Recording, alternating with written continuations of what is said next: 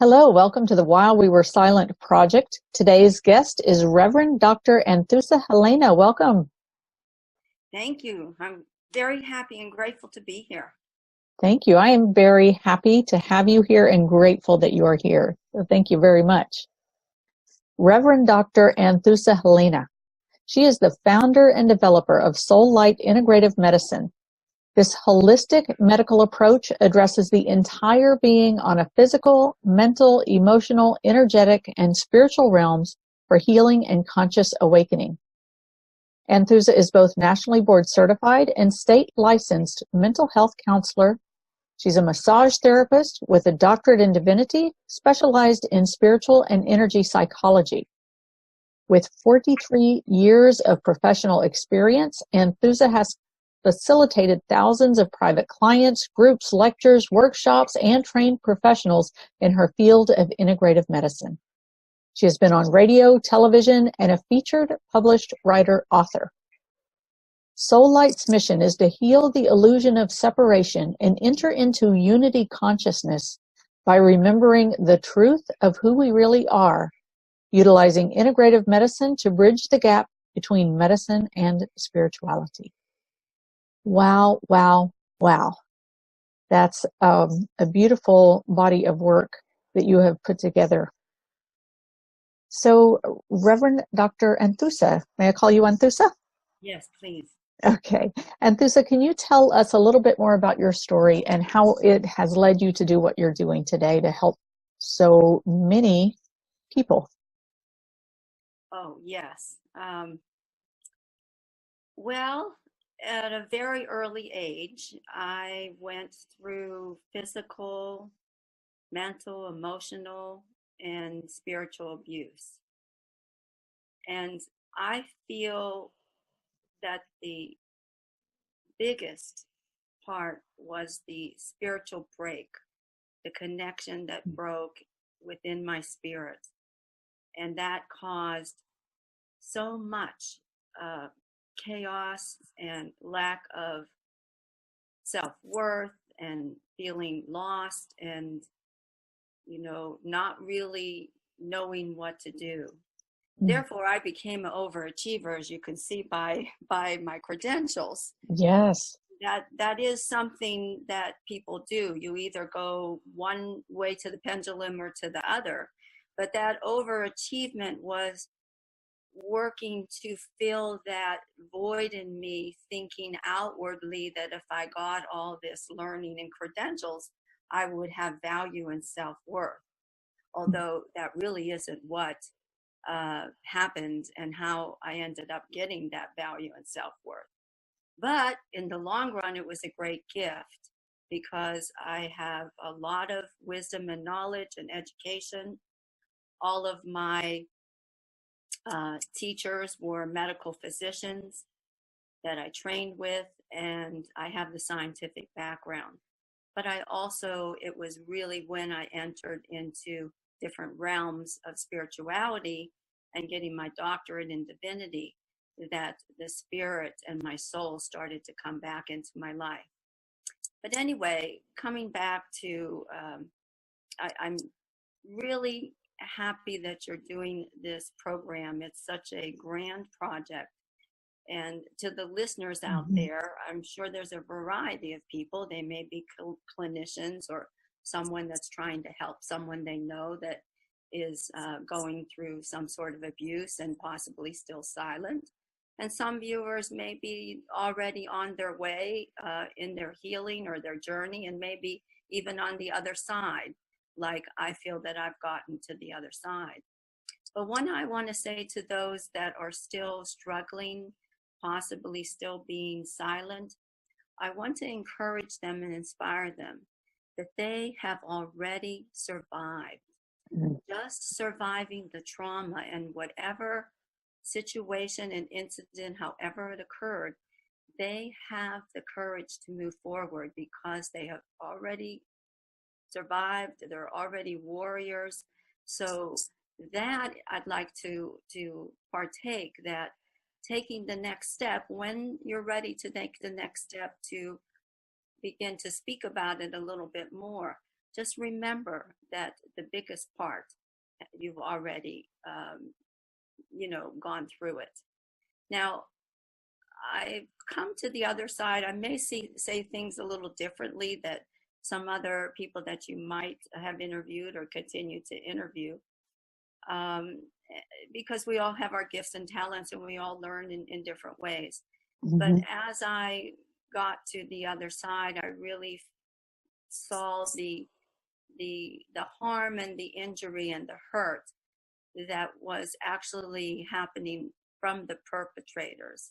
Now, I'm not diminishing that the incidents that occurred were right. I don't condone that. And definitely, if we're just starting our healing journey, it might be hard to hear that. But I always remember. So just to clarify, you're talking about the hurt that the perpetrator is experiencing. Yes, and that's what I wanted to say. There's a saying that says, hurting people hurt people.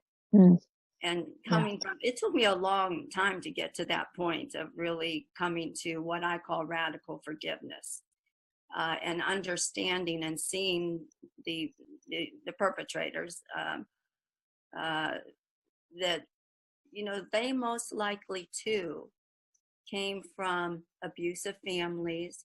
And we're talking the generation before me, but then maybe their parents and the parents' grandparents, all that ancestry, all that generational lineage.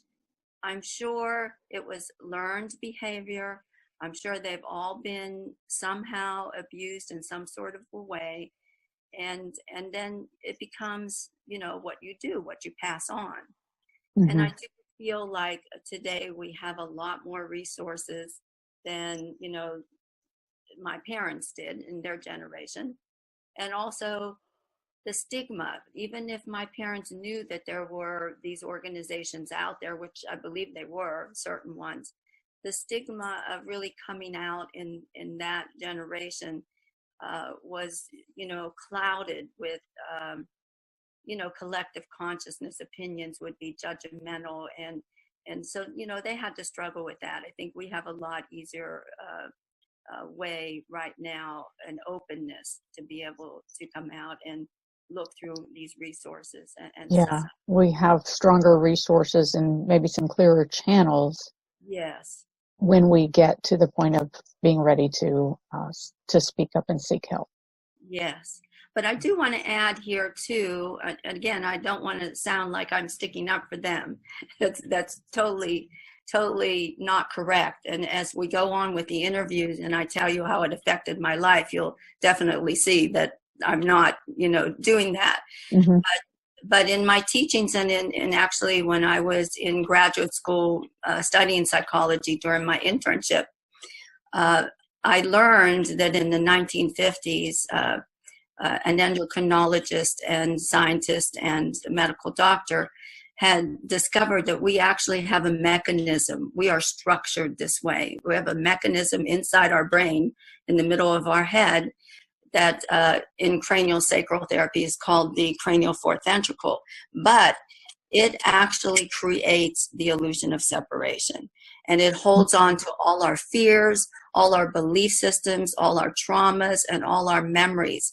And so as someone that's a survivor and as someone that wants to start their journey and come out of being silent, know that, we are built this way. And all of us are built this way. So it's not, just what you're struggling with. This is the human condition, really. So I wanted to point that out. Yeah. So it's part of the human path, the path of humanity. Yes. The path we travel. Yes. Okay. Built-in mechanism physically anyway in our physical mechanics. Yes. Beautiful. Okay. So Antheas, can you just take a minute and tell us, you've got, it sounds like a lot of credentials, a lot of training, an incredible program that you've put together called Sollite. Can you tell us a little bit more about what you actually do to help people individually, in groups, different populations, and how that works?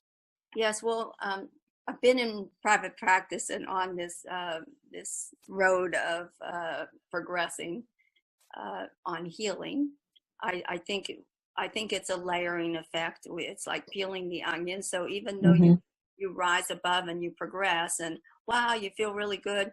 It's that circular stairway. We're coming up and then we hit that same place again, and that's just clearing a deeper level within ourselves.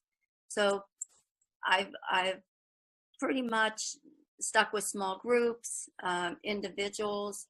For 43 years, there was about half of my lifetime that's all I attracted. It's not that I publicized that I worked with people that were sexually abused or physically abused, emotionally abused. It's just Mm-hmm. those were the clients that were coming to me. Mm-hmm. The The universe knows. Yeah, and I was like, why is this happening? Why am I getting the same kind of client, But this was about 25 years ago, about half of my career, and it was the majority were women. I did have about a handful of men, maybe even less than a handful of men. And but I think now that's changing. Definitely, men are coming forward more. Yeah. But 25 years ago, that wasn't the case. Mm-hmm. And I am also a believer in the universe, that I believe that the world or life is our medicine, and there's a mirroring theory effect. And so I believe as a healer that the clientele that I was attracting was really just mirroring myself and what inside still needed to be worked on. So I realized that at a very early time in my practice. Mm-hmm. So that's a gift within itself. I never really, I know some people wait until they're all the way healed to start caring and giving to people, or they feel like their wounds are taken care of, and then they feel ready to step out. Now, I'm not judging that. Uh-huh. But for me, I just started where I was. I mean, this was my work, so I just kept doing wherever I was. I gave what I could. And then as I elevated, it became that I could, help people better. And that's still continuing. So I do believe that especially people that have been through trauma, that this is our greatest gift. We have hidden gifts and talents and skills within us to help humanity and help other people, and it's almost like the greater the wound, the greater you have the ability to help others. Mm-hmm. So right now, because I've been doing the 43 years with private patients and small lectures, workshops, I have trained professionals, but on a smaller scale. So right now I'm in a turning point in my life where I wanted to focus and be in a larger audience, but I also wanted to train more healthcare professionals or other people interested, so that they can learn to do this type of work, and so other people can continue to offer what I offer, and it's not just me. Yes. So, awesome. Yeah, so I can talk about that a little bit if you'd like. Yeah, that would be great. If you can tell us, about what your Sollite practice is, and in what way it helps people. Yes. Well, I use triangles a lot. Let me just show you. This is my workbook, so you'll understand why I use a lot of triangles, and you can see that. Okay. I believe that there's duality. First of all, the triangle, and this happens in our stress mechanisms too. When we're chronically stressed, which coming from this kind of situation, Mm-hmm. It's really a post-traumatic stress disorder, and you just get into this high level of stress. Your nervous system is always vibrating at the most intense level of being on alarm, feeling unsafe, reacting, too quickly to, it's like a cat, you have kittens and, they hear a noise and they jump right away. So we're just triggered. We need to learn how to calm our nervous system down and live sort of more on an even keel. So with the triangle of Sollite, again, the mission was to heal the illusion of separation, which again is this mechanism in our brain that we're built with. Mm-hmm. Because I feel the illusion of separation is actually the global illness. It causes disease. And if we can get to that and rise above in this triangle way, then we can get to seeing the world differently, like being in the world but not of it. And so the bottom part of the triangle, we live in a world of duality right now. I do think that's going to change, but this is what's happening. So we swing over here, good, bad, black, white, male, female, light, dark, all, and that's how we go. That's how the brain works.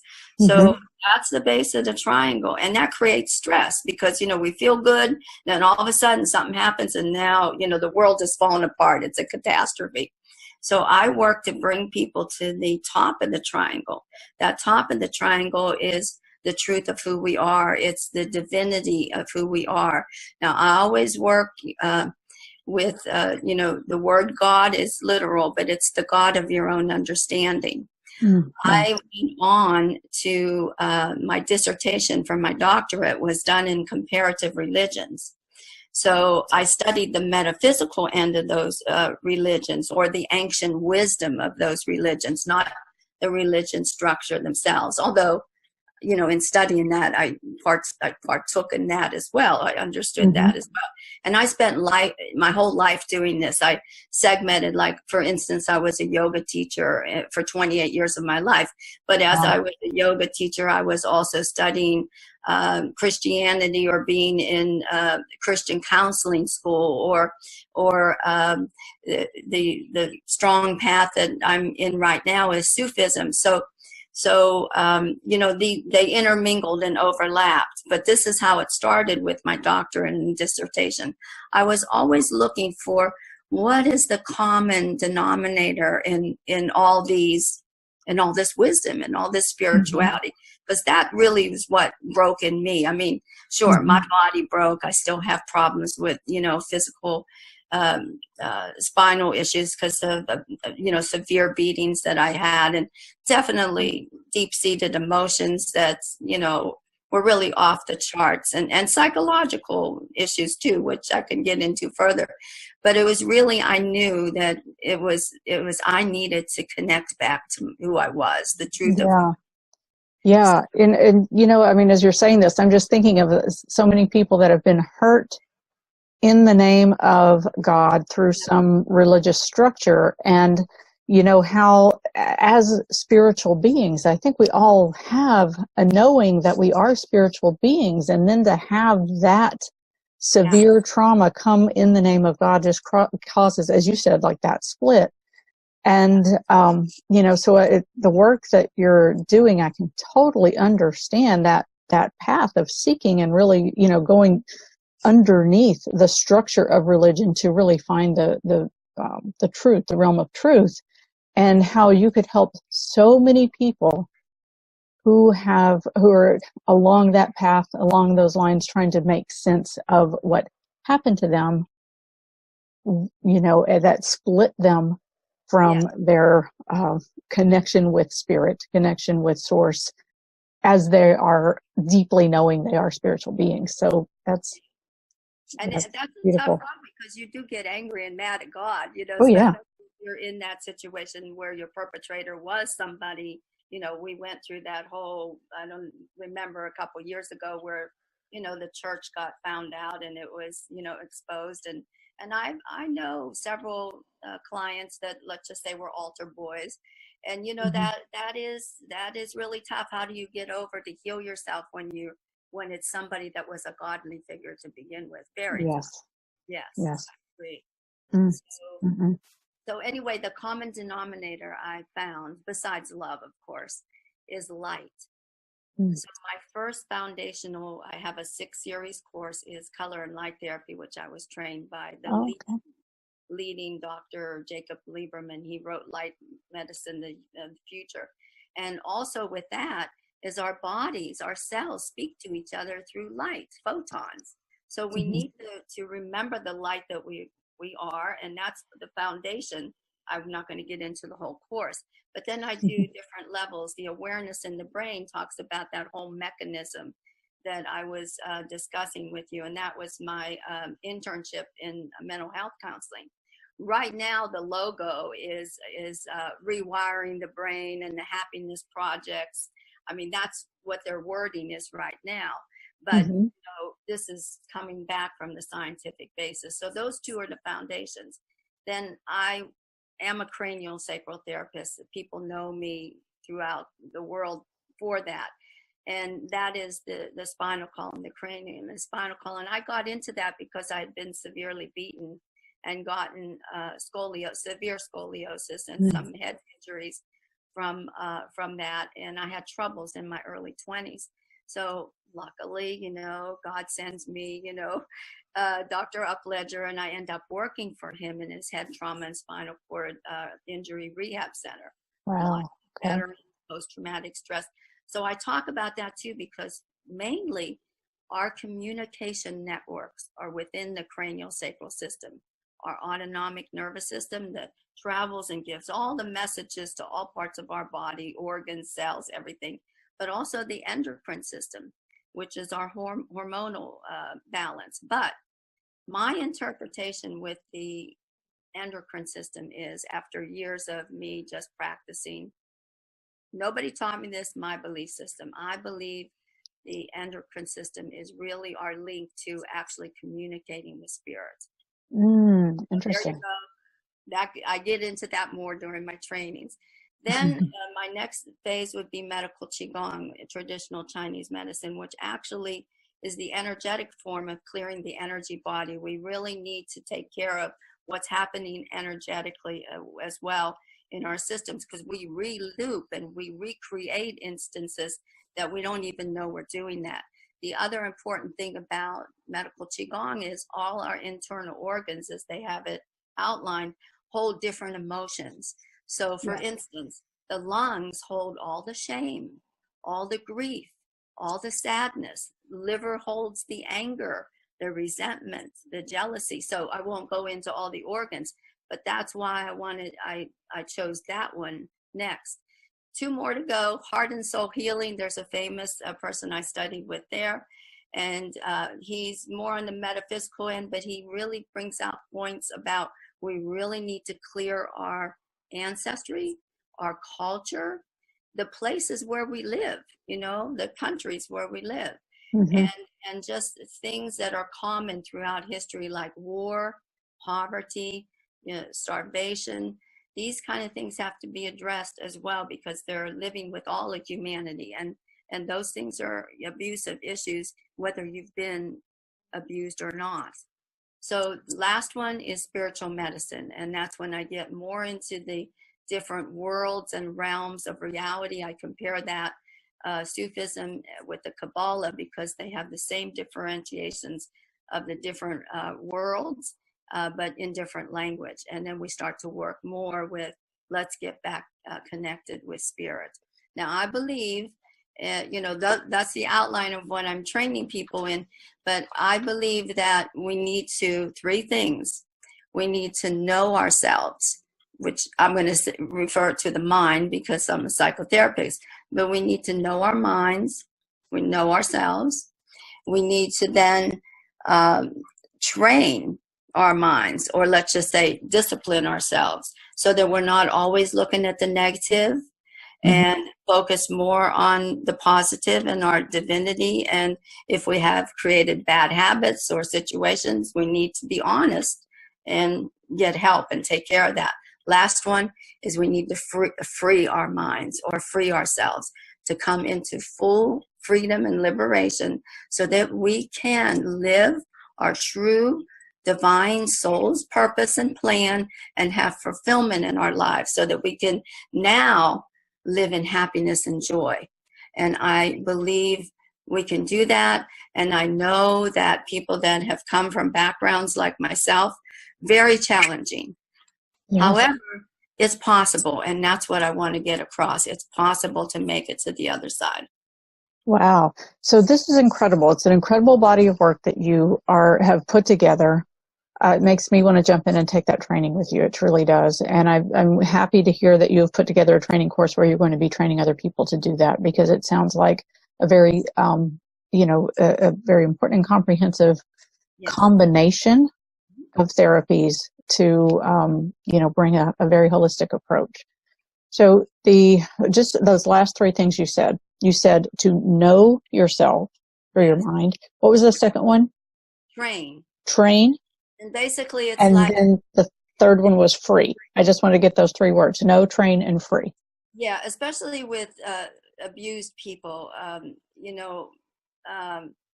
We're looking at not so much our righteous qualities and our divinity. We're looking, Right. I'm bad, I did something wrong, Mm-hmm. I'm not good enough. We're always focused on that. And so you have to really retrain. And that's part of the popular thing that the rewiring of the brain right now. And I just took another course on that, and the teacher said that it's 5-1. So we have this, Mm-hmm. We want to have a positive thought, but we've got 5 of those negative that we're battling against. So it's a constant. Yes. And that's a survival mechanism, because, it's part of what we're wired to survive, right? Yes. Yeah. So let's take this then into the topic of our summit here, while we were silent. Can you then, I have a feeling there's going to be a connection here, talk about, in your experience, why people stay silent for long periods of time, either during or after abuse? Yes. And shall I include the effects too, like what happens while I was being Sure. silent? Sure. Well, first of all, I'm sure different people maybe have various reasons to stay silent, but I know that I was threatened that, don't tell anybody, or, I don't want to say I'll kill you, but, you were always in fear of whether you were going to survive, basically. Everybody in your surroundings was holding the secret and didn't want to talk about it. Also, there's a deep sense of I did something wrong, it's my fault, and then a sense of feeling guilty about that and feeling shameful, especially if you feel like it's your fault. And for instance, even though when I started talking about it and I got a lot of personal psychotherapy and started to reach out and just tell certain people beyond my perpetrators and the unit that held that together in secrecy. So I probably did about 10 years of real deep work, and then I decided I was going to confront one of my abusers. And after 10 years. After 10 years of really deep work, Mm-hmm. Lots of different alternative, but medical techniques as well, psychotherapy. CranialSacral Therapy used to be an alternative modality when I would started it. It's not so much now, but I was working for Dr. Upledger then, and so we would sometimes take little retreats, the people that work there, and he would work with us. And Nice. It was so funny because these issues were coming up while I was being worked on, and this is our cellular memory. Right. And of course he kept saying, this is what's been going on. You've had this, you've had that. And I tell you, I hung on to that so long. I was like fighting with the doctor who's my teacher and who's my employer, saying, you're wrong. That didn't happen to me. I didn't get strangled, almost to death, I don't know where you came up with that, but it happened during the healing. So we bury a lot of the memories. And then when you start doing for me, when I started doing my healing work, and especially cranial work in this particular instances, the memories start to come up, flashbacks start to come up, you start to remember. And then, a lot of things that I believe happen to people that have been abused, I know it happened to me, you doubt yourself, and then you're like fighting and being resistant and rebellion, saying, no, that couldn't be true, you know? Mm-hmm. And then the lack of trust within oneself or myself. It's very hard to rebuild trust in believing in others, let alone in believing that what you're getting from inside of you is really true, that really happened. Mm-hmm. But anyway, back to, after about 10 years of that kind of deep, intense psychotherapy, cranial work, acupuncture, all kinds of other things. Oh, I used to go to retreats where, they had you, banging on the floor and kicking and screaming, Mm-hmm. I forget what those were. I don't know if they still. Yeah. I'd be like, oh, this is ridiculous. Of course you feel good, but it's like you walk out of there and you say, really? Is my imagination making this up, or is it really true? So it's hard to really decide, true is it not, especially if you're not really trusting. Anyway, I went and I confronted one of my perpetrators, and I got about 15, 20 minutes of time to be able to vocalize. Wow. And they said to me, don't you ever, now I'm in my 30s, don't you ever speak about this again to anybody. Don't you tell any of your family members, especially don't tell your sibling, because, this person already knew that it had happened. And so, they shut me right back up right away. Now, I was old enough to take responsibility not to be shut right back up right away, but I did get shut up right away and lost my voice again. And I'll tell you, I'm going to give you one of the things that happened, to the point that 20 years later, I ended up having vocal cord stage 4 cancer. Wow. So this is what. That's not specific about. I mean, really. Being silent, right? Being silenced. Yes. And it was only located on the left side of my throat, which I pointed out because in metaphysics, that's the feminine side of the body. Yes. And it was the feminine that was being abused within my situation. Now, this is why I want to help people. I don't want people to have to go through for as long as I went through it, being silent and then end up with an illness. I only had like a 30% chance of living because it was stage 4 by the time we found it. It was in my vocal cords, and I lost my voice for through that period, lost my voice for about 8 months to a year just from the medical treatment. Wow. However, I'm still here. Yes. And I'm grateful to be. And I hear you clearly. Thank you. I have a voice. Yes. You do. Yes. Thank you. Yes. So I wanted to share that. Yeah. Yeah. Beautiful. Thank you. So what have you then realized as the greatest opportunity that has come to you, the greatest gift through the healing? And this can be for you or for people you work with. It can be general, it can be specific. So I'll leave that up to you. Well, I think that, believe it or not, the greatest gift is regaining your voice, for sure, Yeah, I mean, when you literally, not just figuratively, but you literally lost your voice. Yes.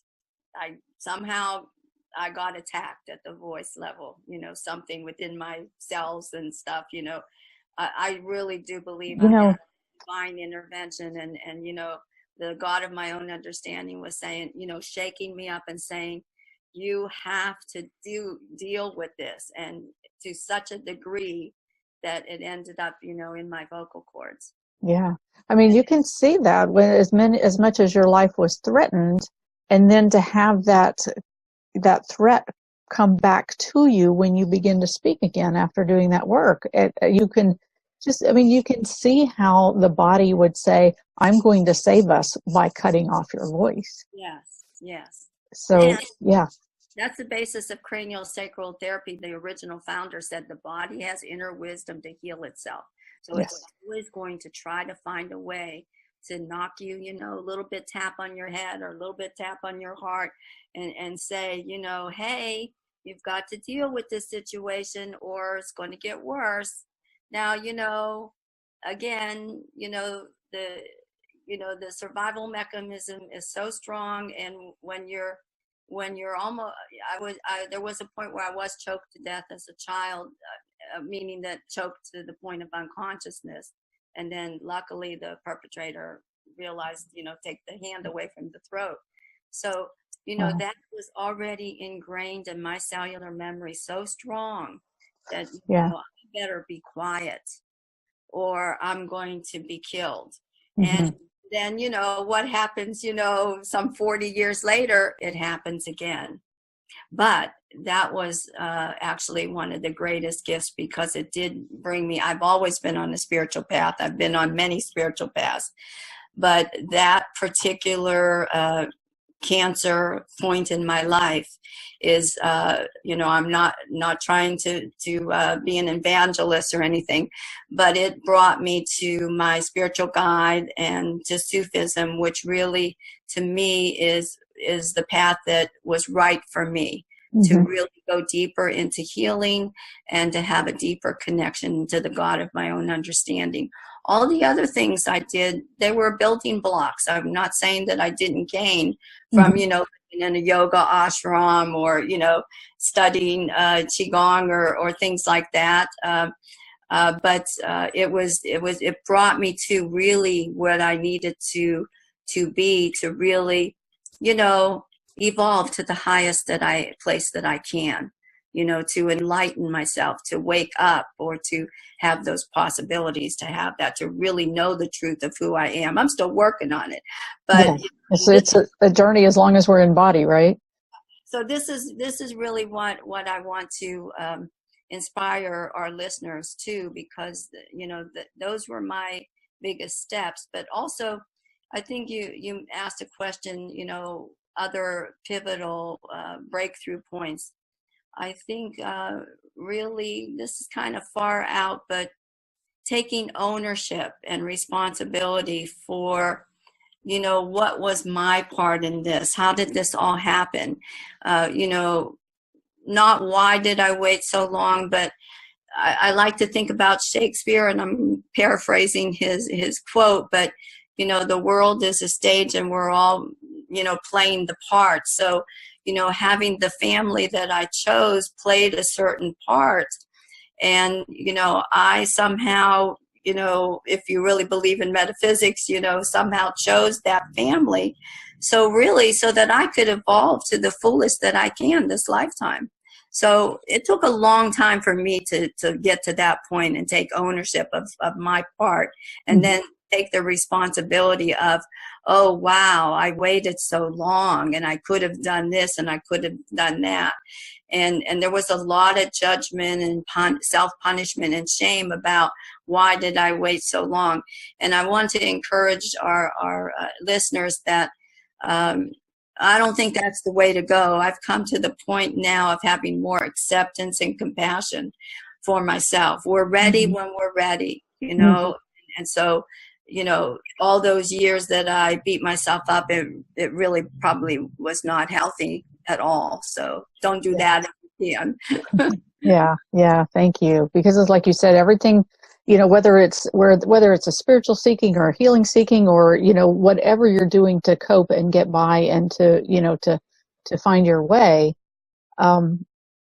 it's all building blocks and it's all part of a path, right? And so whether you're holding things in, whether you're, even if you're still, staying in a relationship that is abusive, and it's, you're trying to find the safe way out, or you're, you're not there yet. It's all a part of a pathway. So, yeah, I've had a question in the Facebook group about, what is something that you wish that people knew, people who have not been in abusive situations. What is something you wish that they knew? And, it's like, it's really, really, come out that everyone needs love and compassion exactly where they are, and they might not be ready to move out of the relationship because they haven't found the way to feel safe in doing so. So, wherever you are, that is keeping you safe. Yes. Then, don't, like you said, don't beat yourself up. Right. And because, that's a big issue too. That was real. It was a challenging one and still is sometimes for me to go through. But energetically, I wanted to repeat that too, because what happens, along the way, for me, here's what happened to me. I wasn't taking care of it to the depth that possibly I could have. So later on, this happened in my childhood. Then in my early 30s, I end up in bad relationships that are abusive. Mm-hmm. And I had a date rape at one point in time. It's a repetitive energetic pattern that we're carrying that hasn't been resolved totally. And then I had two other relationships that I had entered in where there were near-death experiences because they tried to kill me. One with a spear gun and one with an axe. Now, how did I ever, get away from those moments? And that's why I believe so much about divine intervention, and the God of your understanding comes in and saves you, because right at the instant when somebody's going to pull the trigger, it doesn't happen. Yeah. Wow. So yes, I forgot why I mentioned that, but thanks for letting me share it. Yeah, and thank you for sharing that, because it does, and I think when you look at the things that you've survived in this life, it's like a reinforcement that you are here for a purpose and you are meant to be here. Yes. Because whoever that was trying to take you out could not take you out. There was a divine intervention and a very strong intervention there that says, no, you are meant to be here. You're here. And I am going to keep you here. Yes. And I You had know, to and fulfill and that's the other side of it. I had to fulfill whatever my divine soul plan was and purpose. And I feel like, I am, I always have been, but I feel now it's even going to be in a larger scale, in a larger way. And thank you in this opportunity, because you are bringing it out in all of us in many different ways. And so what a gift you are. And so what I'm saying to all those people that are still, struggling, you guys have a gift in there too. You've already survived the worst part. And so you can make it through, and you can find and discover the truth of who you are and what's your special gift, what's your special jewel within your own self. And to really, end up really believing in yourself through that whole process. It really is worth it. oh, beautiful. Thank you. That's very encouraging. Encouraging words there. So, Anthusa, in the collective, and this, you're talking about with the timing of where you are in your journey, in your evolution. Sounds like the timing is perfect for you as well. But as in the timing of the collective consciousness, things are really opening up. More and more people are coming out. It's creating more openness and safety for people to speak about what they've kept concealed. Yes. Do you have any insights to share about this shift in the collective and the changing times that we're in? Well, I think it's that 100 monkey story, 100 Yeah. monkeys, however that goes, but I also do believe, a little bit in, whatever metaphysical realms are out there talking about the earth is changing. And I do use the words ascension, but I also use the word ascension. In my triangle, I have two triangles. One goes up to ascension, and one triangle comes down to ascension. Ascension means to me, and I speak about it more in my trainings, is that we need to embody that light first. We need to really be in our bodies, feel safe in our bodies, and be here on this planet. And then that also is an energetic form that propels us into ascension, bringing us into a higher states of consciousness. But I think the planet itself is actually in its own ascension process. And so it's speeding up and changing. So I don't think that, anybody, animals, plants, humans on this earth right now can avoid that, because our earthship, our mother earth is evolving. And so we must evolve with it. which helps the collective consciousness as well. And with the media and like you said, everybody's coming out. It takes, a few people to start coming out, the gender identity people, way back when, the gay community and the AIDS situations, and the school systems now are young kids that are really being vocal about, the guns and what happens with, the shootings. I just think that, and we've got all the, wonderful instant social media, technology sometimes, bothers me, but it's really wonderful. So I do think because there's such an opening, everybody's really stepping into speaking, stepping into the truth of who they are, stepping into accepting themselves the way they are, and just, being. And so I have a lot of faith, but I believe that's what's happening collectively too. Yes. Beautiful. Beautiful. So, any insights about what is to come for our humanity as we continue to evolve? That's a good one. Thanks.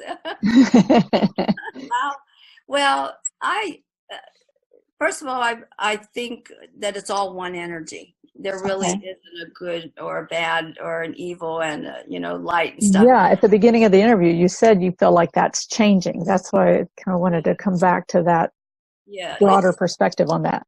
Yeah, I think it's one energy. I mean, you look at a coin, let's say a quarter, you've got the tail and then you've got the head. So there's, we're in the world of duality. So, you look at one side of the quarter and then the other side is different. And so, but it's still a quarter. It's the same energy. So I believe even I think that even within ourselves, especially within yoga, they talk about the Kundalini rising. So we've got this Ida and Pingala, which is masculine energy and feminine energy.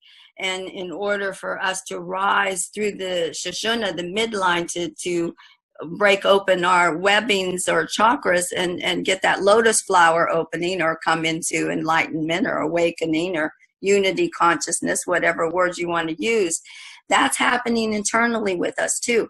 I mean, I think a lot of the gender identity stuff is reflecting that outwardly too, because the males are accepting their femininity, the females are accepting their masculinity, and it's all intertwining, and we are actually becoming one, I think, as a natural process of our evolution of the planet, of our collective consciousness. I think it's the natural flow, and that's where we're headed. And, so within that, things look really dark sometimes, in the world. I don't want to get into politics or anything, but, it looks bad, but that dark side has to bubble up and somehow unite or integrate with the light too. And I think that's why we're still going, sometimes in certain areas of our culture and parts of the world that we're still swinging so far.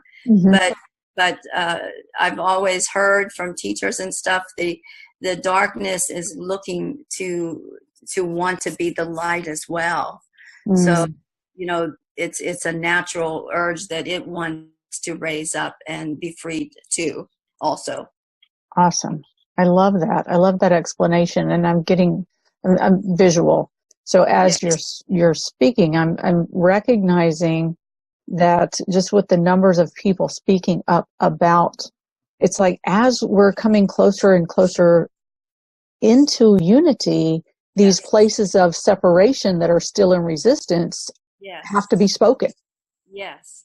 And this is the part that feels really messy right now, but it's like, it's got to come up.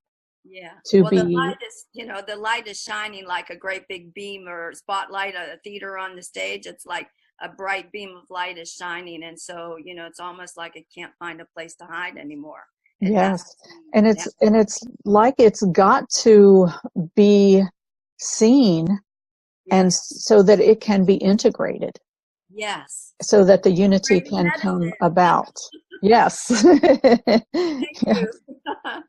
And that's what I'm talking about. We need to integrate all levels. Everything has to be paid attention to. Western medicine, I'm not putting it down because it saved my life, as well as alternative. But you can't keep looking at just one part of a person or the symptom and treating that. The person is made up of many different parts. You need to look at, where are the core issues? What's causing this? Okay, you just got healed of a cold or something. Well, you might get it back in a week again if you didn't find out the reason why did you get that to begin with, Right. So we do need to have what I call honest self-inquiry. So we need to look inside honestly within ourselves. We don't have to tell anybody, but we need to be honest with ourselves. With ourselves, yes, yes. And and thank you for saying that in those words too. Because that is that's the first step, right? To begin to be honest with ourselves. And sometimes we kind of have to talk it out so that we hear it, so that we can, even figure out what's honest with ourselves, right? But that really is, I think, the most important part. Sometimes we hear that, well, you got to speak up, and we think that we've got to go out and go public, right? But it's not necessarily that. It's about speaking to ourselves and being honest with ourselves. Well, I talk out loud to myself all the time. So. I do too. Yes. My Lord, what voice is talking to me now? So that's what I mean. You got to really know your mind and, what part of your brain is talking to you. And do you want to be listening to that one? Or maybe you want to be listening to some other chairman of the board that's in the head. So that's why, right. having, really radical honesty with yourself. And again, you don't have to tell anybody else, but really be truthful to yourself. Yes. Yes. Beautiful. And loving and accepting at the same time, because comes all together. Yes. Yes. Oh, thank you so much. So, Antheas, I know you have shared a couple of things directly for the people who are listening. I'd like to end on that note. So, if you have something else to share, or even if you need to repeat something, I want to give you the space and the invitation right now to speak directly to that one person who's listening for your words, who's needing to hear what you have to say. Yeah. What do you want to say for them? I just want to encourage them and inspire them, especially, once again, you've already survived the worst. So you are already courageous and you're a warrior. And to reiterate, yes, you don't have to come out and tell somebody right away, but start to at least, be honest with yourself and look inside. And when you're ready, you can find, I believe people will come to you when you're ready. It'll just naturally happen.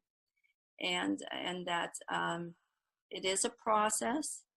And I know that through the process myself, it was just a natural habit of learned behavior that I did judge myself and punish myself and blame myself a little bit too much. So I just want to encourage people to have mercy and compassion on yourself. But that's really, it doesn't help in any way to keep beating yourself up or judging yourself. Just accept and say, you know what? This is where I'm at, and I've really been through a lot.